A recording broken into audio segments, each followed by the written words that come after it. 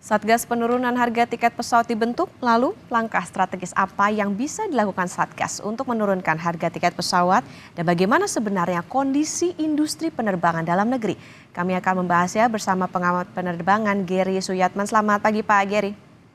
Selamat pagi. Pak Gary, jadi ini kan pemerintah membentuk Satgas untuk menurunkan harga tiket pesawat. Short term, apa yang akan dilakukan Satgas ini? Short term, rapat, rapat, dan rapat. Hasilnya bagaimana? Paling mereka hanya bisa mensuggest penurunan beberapa komponen pajak dalam beberapa komponen biaya, mungkin seperti PPN diatur, lalu juga PPN di harga tiket. Ya. Cuman ini agak diragukan juga oleh beberapa pihak karena kita ini kan lagi menggalakkan penghasilan pajak, ya. Jadi untuk mau melakukan itu pasti harus berkoordinasi dengan Kementerian Keuangan dan dengan waktu masa jabat yang belum yang sisa masa jabat yang sudah nggak lama lagi, saya jujur aja kurang kurang yakin bahwa mereka bisa mencapai target yang signifikan. Oke, Pak Gary tadi sempat menyebutkan ya paling bisa menurunkan beberapa komponen. Nah, sebetulnya komponen pembentukan harga tiket pesawat itu apa saja sih Pak? Apakah memang semua-muanya nih harus dibebankan ke konsumen? Jelas ya, apa saja yang menjadi biaya itu harus ada yang bayar. Ya. Kalau tidak, maskapai akan rugi. Jadi kalau kita lihat apa yang dibayar oleh penumpang, itu ada airport tax, ya, itu dari bandara, dan itu memang dikhususkan untuk penumpang, dikhususkan penumpang yang bayar. Dulu itu penumpang bayar terpisah, sekarang diminta untuk dimasukkan ke dalam harga tiket. Jadi kesannya tiketnya mahal. Itu pertama. Kedua ada asuransi, ya, IWJR. Terus ada juga PPN dari basic fare-nya. Nah, PPN dari basic fare-nya ini itu ke pemerintah yang minta itu dibebankan ke penumpang. Nah, lalu di dalam basic fare itu ada biaya sewa pesawat, kru, maintenance, asuransi, fuel, biaya navigasi, dan lain-lain. Itu semuanya akan menjadi ongkos. Nah, itu harus dipass on ke konsumen, ya kan.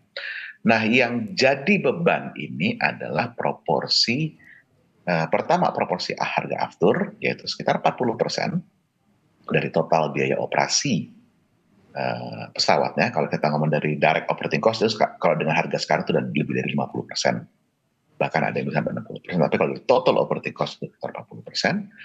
Lalu juga komponen-komponen yang terkait dengan kurs dolar, yaitu sewa pesawat.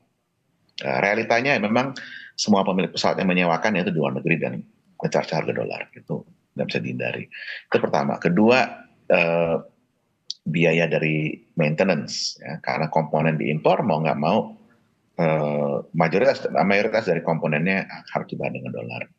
Terus asuransinya pun asuransi pesawat untuk kecelakaan dan lain-lain itu juga dibayar dari kurs dolar.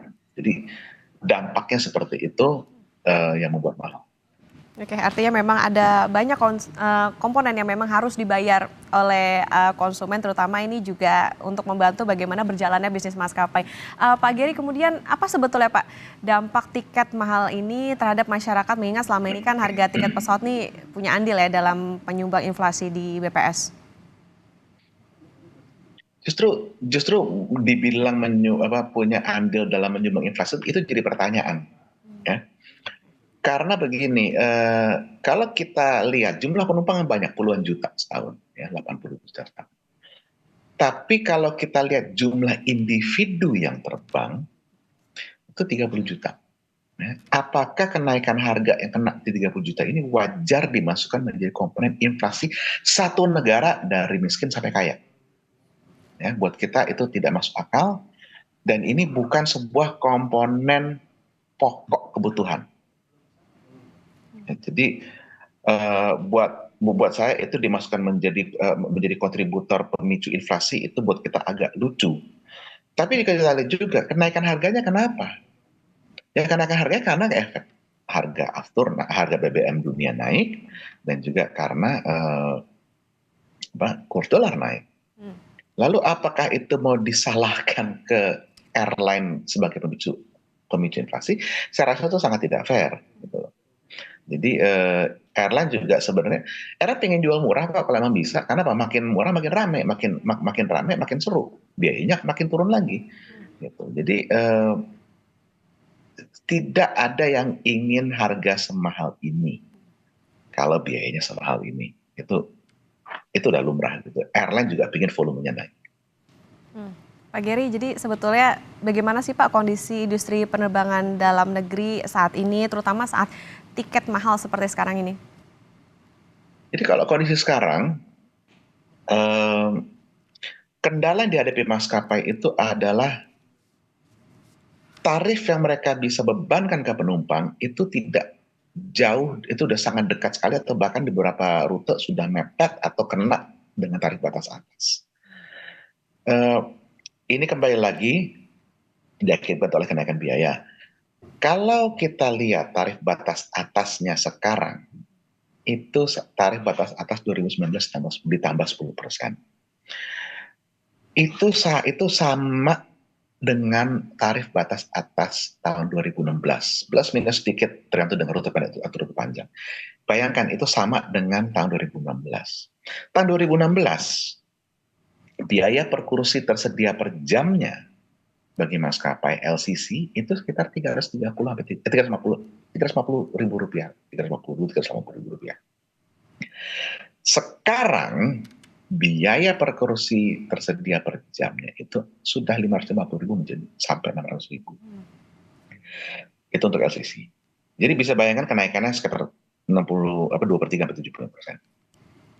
Sedangkan tarif batas atasnya tidak boleh pindah, malah sempat diturunin di tahun 2019. Ya.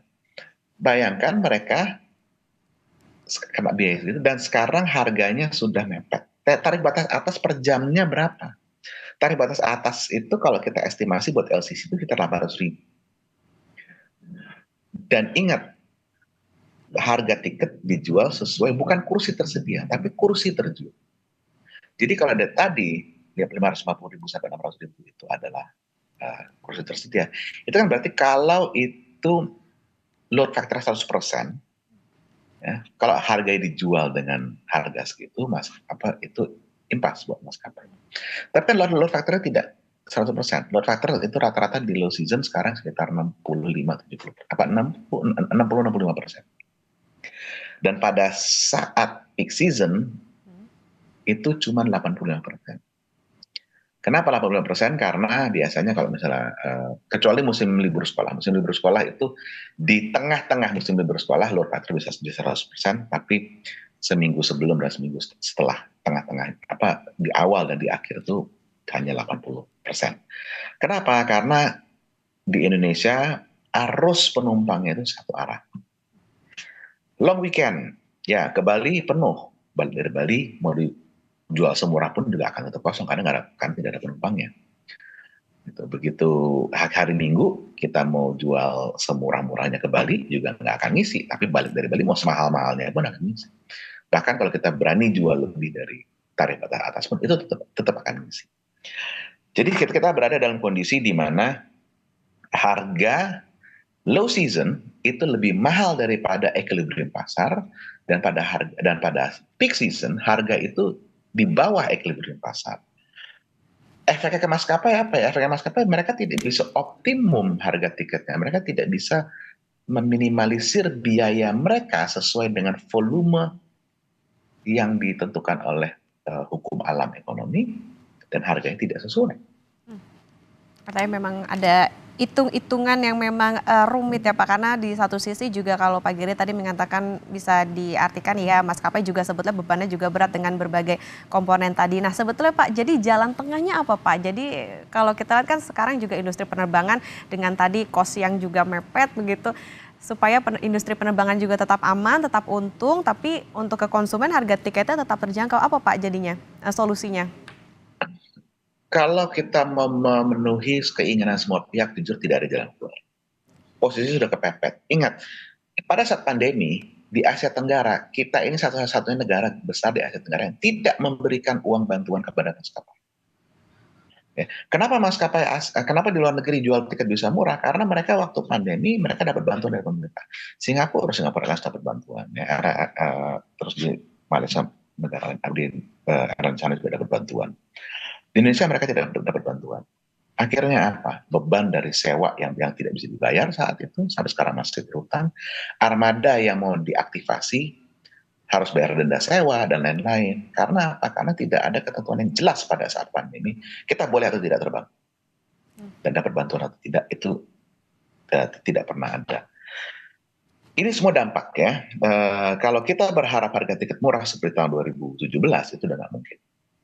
Dan harga pasca pandemi itu mahal karena memang demandnya tinggi. Ya, industri hanya sanggup memenuhi 80 juta, sekitar 80-an juta, 80% dari total demand yang ada. Kalau kita punya shortage demand, tentu harganya pasti akan naik. Ya, dan kebetulan memang biayanya pun juga naik, jadi lagi sama-sama apes. Tidak ada solusi yang gampang. Saya sih rekomendasi untuk jangka panjang, kita nggak usah takut lah dengan mekanisme pasar. Kita cabutlah tuh ketentuan TBA TBB supaya bisa kayak di luar negeri, pas lagi low season bisa murah pakai banget, dan pada saat peak season mahal pakai banget, tapi kursnya tersedia bagi mereka yang mau melakukan perjalanan, mereka bisa tetap beli. Dibanding dengan kondisi sekarang di Indonesia, pada saat low season nggak murah-murah nggak murah, dan kalau peak season tidak mahal tapi kursnya cepat habis. Ya.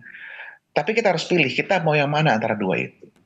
Cuman sayangnya sekarang dengan kondisi biaya yang ada sekarang, kalau kita memilih kita cabut TBA,